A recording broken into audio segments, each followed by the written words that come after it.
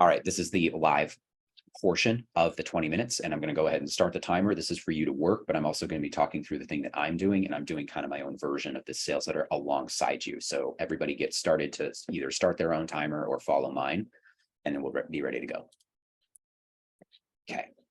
So the thing that I'm working on from a research perspective is this idea that kind of kept sticking in my head when I was doing some examples of headlines for my mentorship, which is this copywriters who haven't gotten a 5-figure client yet.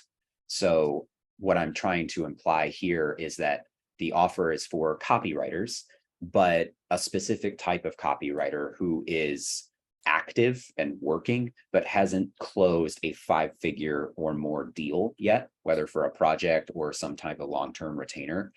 What I'm hoping with that is that I get that narrow band of copywriter who has spent time working and has spent time actually doing things, but maybe hasn't broken through or doesn't have the authority or doesn't have the inbound conversation quality necessary to have those types of conversations, or the skill set to close those types of conversations / like the confidence. And so all of that, this was just an idea that, kind of popped up as I was doing a headline. And the one piece of the puzzle you're missing is right beneath your nose. This is kind of my attempt at curiosity driving for the subhead. Yeah, and Thomas said headline sub got me curious. This is just I'm good at this. So when I think, I already immediately have my person in mind and I try to interest them very quickly. But this technically is not the section we're working on yet. This is just the idea I'm starting from. And so in order to figure this out, I need to go and essentially figure out a little bit more about my target market. Now, I'm very familiar with them at this point. So I'm going to be starting from a point this is essentially product based. I don't know exactly what the product is, but this is going to be a paid offer of some kind. And it's probably going to be a expensive paid offer, something that is $3,000 plus, because the offer that I have that is closest to this is called Closing the Deal. It was $5,000. And the whole point of that was like, hey, if you have inbound conversations, here's how to close bigger deals. So it was kind of something similar, but it wasn't a fully fledged, like how to execute on getting high quality conversations and then closing them type product. So that's kind of what I'm thinking of. I'm starting from the product, but I'm thinking of that from the avatar perspective. And so one of the things that I immediately want to know is, what is the type of copywriter who is in that target market? Who are they? What do they care about? And can I get a avatar, like a physical person in my mind, so that when I'm writing this letter, I have that person in mind over and over, and I'm not writing to a bunch of people. So it's very easy for a copywriter to think they know the market and write to the market, but they're not actually writing to an individual person. And so the copy can feel a little bit impersonal. I get around this, and this is a little advanced tactic for those of you that have been writing for a while. I get around this by writing to myself. Like I can kind of like put myself in the listener's seat and kind of talk back and forth with myself. I don't know if that makes me crazy, but that's kind of how I do some of these conversations, because I am a copywriter, and I used to be a copywriter that couldn't close bigger deals, et cetera. So I'm kind of talking to a version of my past self. If I'm talking to somebody now, because back then I started closing 5-figure deals in I think my first 5-figure deal was in 2015. It might have been early 2016. No, it was 2015. So yeah, I'm getting my years mixed up. I closed that. So AI wasn't a thing.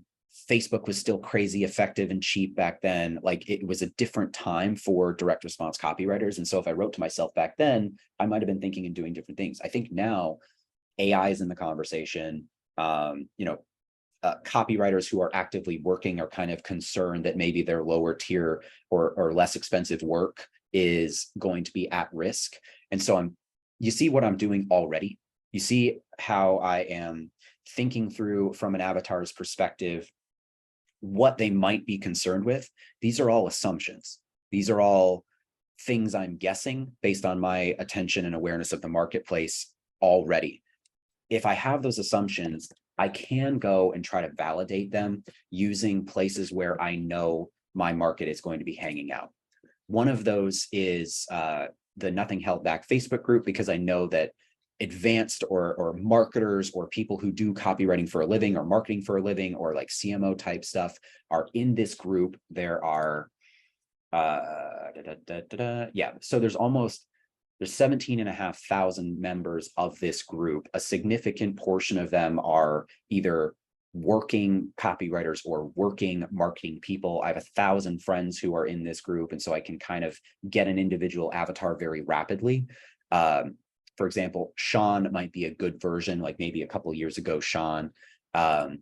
I can look at some of my other friends that I know may not have closed a 5-figure deal and then have that kind of person in my mind as I'm writing. And, Thomas just said that headline and stuff got me curious. So I can kind of either assume that Thomas is in that marketplace or, have a visual of that type of person in there. But again, the thought is, I think I know who my person is. I'm going to try to figure out who they are. And then I'm going to start looking for examples of what they're thinking and what they're doing. And then right now, I'm just going to kind of scroll through. And so this person is asking about coaching training, defining target market a little bit. This person is a video producer and video strategist, which is somewhat oriented around copywriting at this point, but not quite. So I might be curious about this person. I'll open a tab and like deep dive on that person. It's even better if I'm if I'm friends with them, but if I'm not mutual friends, then I can always go and view their main profile based on the information that they make public and some of their companies. What I can tell here is that this dude uses his Facebook page to market his services, gets a significant amount of traffic from that. Has a lot of mutual friends that are also copywriters that do pretty well. Doesn't share too many things publicly, but it is somewhat professional related. Again, in my mind, this guy follows Chris Do. So one of the things I might do there is search Chris Do and figure out who this is. I already knew who this was, but I'm kind of showing this out in person. CEO and founder at The Futur. He has a lot of YouTube videos that are successful. People are following him. So maybe this is a way demographically for me to target my avatar if I'm doing some sort of paid advertising or some sort of affiliation type deal. Like if The Futur has email drops to their email list, I could potentially do that. All of these things are coalescing in my mind to get a better idea of this target market avatar so that I can write this letter more targeted towards an individual. I'm going to leave these open right now and kind of keep going because this guy is not exactly perfect. Look, okay, perfect. Look at this right here.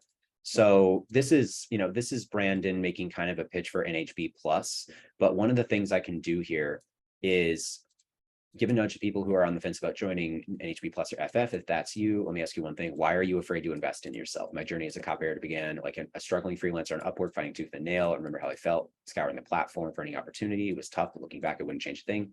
Experience. This right here, I get that he's writing a sales letter for NHB, but this is a perfect example right here of the type of person that would be buying a program that I can sell. Now, let me real quick kind of go on a mini tangent and kill a idea that holds a lot of people back, which is I don't have a sexy name for this, but there's a thing that pops into people's mind that once they see someone doing the thing that they wanted to do, they go, it's been done now. That's very silly, right? I would argue that is very, very dumb, but at a minimum, it's very silly. There is no such thing as a single hamburger shop or brand. There is no such thing as a single grocery store. There's no such thing as a single t-shirt. There's no such thing as a single musician. There are so many examples of the same or extremely similar products out in the marketplace. In general, you can assume that everything that you have done up until everything that has been done already, and you are adding your unique voice to it. So if I'm looking at this and I'm seeing, in this case, Brandon, who I can kind of go, I don't like to open new tabs like that. Brandon is describing to me his previous state and I'm offering a product that is somewhat similar in offer. I'm not offering a fractional CRO type position. I'm offering like 5-figure deal type things, which I can already tell is probably going to be a little bit more appealing to an individual who's more freedom minded. They would rather have a big windfall paycheck than a like ongoing thing that they have to show up for every day, especially if it has meetings or accountability and things like that. A lot of freelance copywriters, based on my understanding, are in it for the freedom as well as the income. And they kind of bias the freedom more than the income in general. That's kind of what I've seen from the avatar in my perspective. I could be wrong on that, but I'm applying it to the research. Now, I can kind of check out Brandon. Clearly, Brandon is in a band or was in a band. We have 29 mutuals that I could go around and figure out. He may, yeah, so he doesn't post too many things publicly on Facebook, which means I could probably find some posts from him in the group. Actually, I don't know if he actually published too much. Yeah, right here. So he publishes in the group. This is one of the things Facebook does. And I'm only using Facebook because my people, the copywriters in general that I know of are very active on Facebook, because a lot of marketing communities and direct response and income opportunity stuff is active on Facebook. If your particular marketplace is not active on Facebook or not as active as mine, or you're not as connected to them, you go look at YouTube comments, you look at Amazon reviews, you look at Reddit threads, different types of subreddits, you go into Instagram comments, you go into forums. Those are all the online areas. You can think back to times you were in person with the type of avatar that you're working with. What, I'll just give examples and throw them out. Like, Thomas, what kind of people did you meet at concerts? What kind of other people do you know that pay for music? What kind of, those types of questions are always bringing up the question. So I'm just going here and I am trying to essentially get good information here and in my case, validate my preconceived notion of who I think the avatar is and what they care about, and find new insights. For example, I'm probably going to take the fact that, Upwork tends to be a place where people, copywriters who are either being underpaid or not getting as much work, tend to congregate towards. Freelancer.com, maybe even Fiverr, things like that.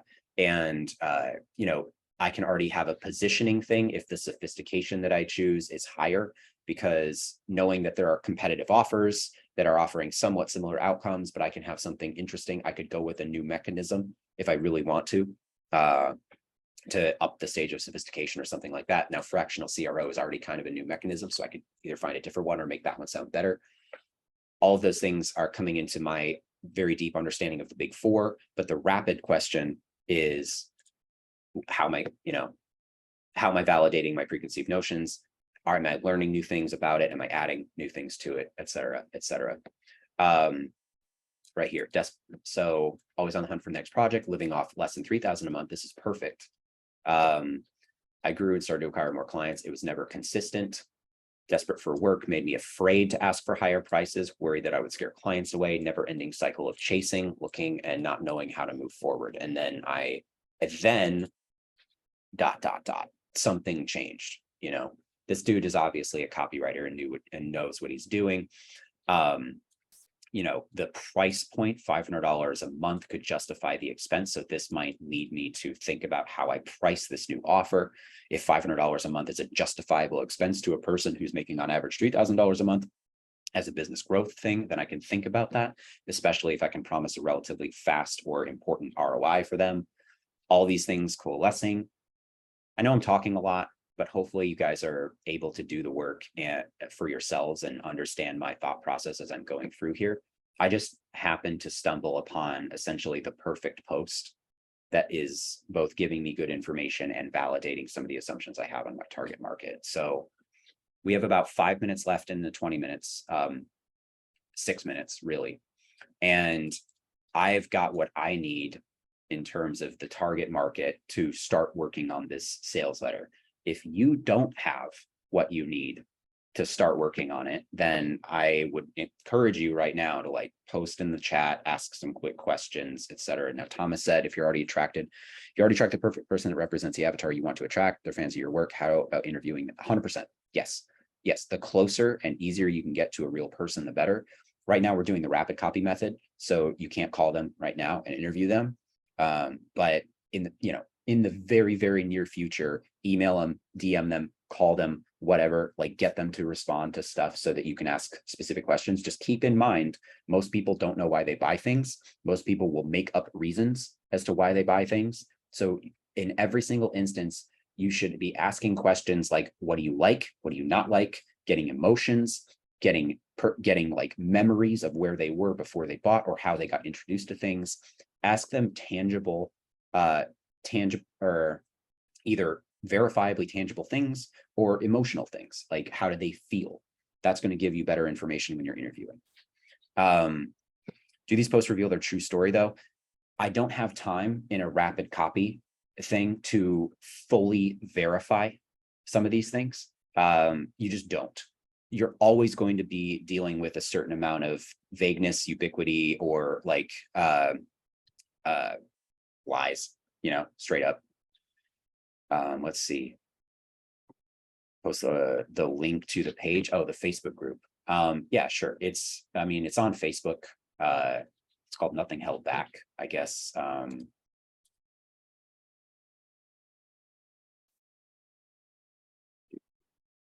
Yeah.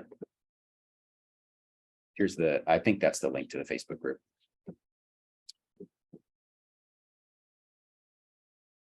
Posted it in the chat. Yeah, so I have what I need. Anybody else as we're working? We got 3 minutes and 30 seconds left in the 20-minute block. Who is, let's see, Eddie says this is rapid. We're not using direct outreach method to get to know her. Yes, absolutely. Right now, you're thinking of a real person. You're trying to put yourself in their mind, and you are very rapidly attaching assumptions on their primal drives and fears. You're in the case that I'll bring up at the end here, you're going to select a market awareness that you're going to try to reach them at, and you're going to then very quickly validate the market sophistication for that awareness level. In fact, I can just show you right now. Let's say I want to target a level 2 solution aware marketplace. That means a person who's Googling something, looking up something, or is like actively seeking a solution, that they are attracted to solution-based things, and usually they are specific and tactical. So I can type in something like, how do I get high-paying clients as a copywriter? And that is a solution-aware searcher. These are the things that pop up: leads, hiring. So here's some leads. We are hiring copywriters for hire. Where do I find copywriting clients in terms of blogs? How can I get high-paying copy? How can copywriters make this much money per month, etc.? The number one secret. What I can tell is there is a decent amount of competition for this intentional search, like this solution-aware marketplace. And so either I decide if I want to touch this or not. If I want to go up market, like less aware, more desire aware, which is kind of what this is. This is a problem aware headline, meaning it's level 3 problem aware. It's above solution because someone is not actively seeking a solution. They are aware of a problem. This is the problem that they are aware of. And if they're not explicitly aware of this problem in these words, this makes them problem aware rapidly because they are aware of a income problem or aware of a work problem, in the same way that Brandon was kind of iterating the stuff that he went through. Those are the problems that he's aware of.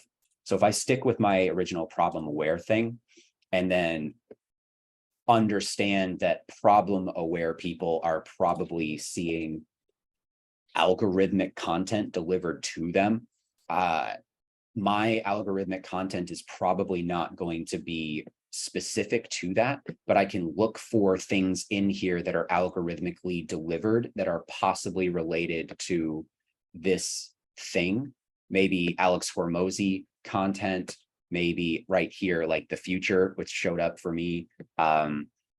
things that are sophisticated. Now I'm looking at the sophistication of the problemware marketplace, and I'm getting a sense that the sophistication is probably lower, meaning less people competing for the attention of a problem-aware audience and less messages being served around that exact same problem to get their attention. So I could either make a really good claim, or I can adapt and bring a new mechanism to the table so that any claims that anybody else is making are now irrelevant because I have a new reason to believe those old claims.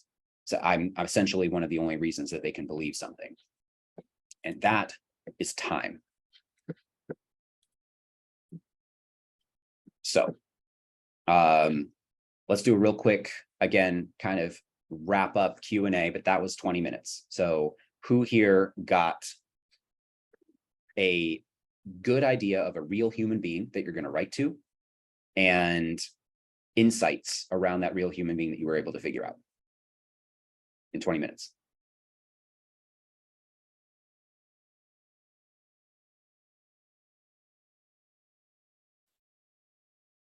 Open in the chat or just unmute. Let me know. Give me some answers in the chat. I got some, but it's because I'm really familiar with the marketplace. And so I was like, found it really hard trying to bounce back and forth between paying attention to what you were saying, which was when it was relevant to me, and then still engaging in my search. So it was fun. Okay, cool. Did anybody find my over talking distracting and then they didn't get as much done? Yeah, but it was important because that's the way that I have to start the research. And I tried to start the research doing using a Facebook group, and I was like, uh-oh, where do I go from here? So you doing it and showing us how to do it, it was definitely helpful so that we know where to start. Yep, cool. Let's see. Yes, awesome. Who did not, and it's okay, be honest, who did not get something usable, like a person that you're going to talk to and at least a certain number of validated assumptions around that person's desires and the competition around it? Who did not get those three things, essentially? You don't have to have it perfect. You just need to know who you're talking to, certain somewhat validated assumptions, and where you're talking to them. Who did that? Who did not get that? And it's okay. It's totally okay if you didn't. I'm just very curious about the people who did not get that. Go ahead and put it in the chat. I want to see a percentage. The first time you learn this strategy, it's very overwhelming. Second time you do it, you usually do it twice as good. There's an interesting experiment. I always forget the name of the guy. Cat puzzle box. Thorndike. That one. Thorndike. You can look this up. Look up the Thorndike cat puzzle box experiment, because you will very rapidly see that that creatures are iterative learners, and the speed at which they solve complex problems is kind of like inversely exponential until it reaches kind of like a baseline point. So if it takes you 16 minutes to solve a puzzle, the next time you do that puzzle or something kind of similar to it, it'll take you 8 minutes. Next time it'll take you 4. Next time it'll take you 2. And then you're going to bounce along the bottom at like 2 or 1 minute based on that type of puzzle. So if this feels overwhelming, that's why, but it's going to get a lot easier. Thomas Torres says, I'm here to learn and be able to use your method in the future. Okay, cool. That's also good. I appreciate that. Sweet. All right, guys. So let's move on to the next part. I'm going to go ahead and stop the recording so that we can section this out.